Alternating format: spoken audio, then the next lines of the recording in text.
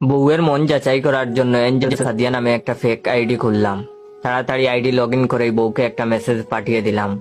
High আপু, বলছিলাম আপনার স্বামী আপনাকে ঠিকঠাক দেয় তো ভরণ পোষণ? কিছুক্ষণ পরে আমার বউয়ের রিপ্লাই, থতমত খেয়ে যাওয়ার মতো দুইটা ইমোজি। না, এভাবে বলাটা ঠিক হয় নাই, আর একটু ঘুরিয়ে বলাটা উচিত ছিল। যাই হোক, আমি বলছিলাম আপু আপনার পোস্ট অনেকদিন ধরে ফলো করি আমি, তবে কেন জানি আমার মনে হয় আপনি পার্সোনাল লাইফে আমার মতোই খুব অসুখী।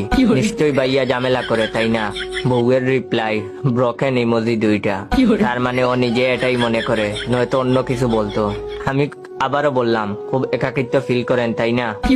বউয়ের রিপ্লাই, কয়েকটা কান্নার ইমোজি।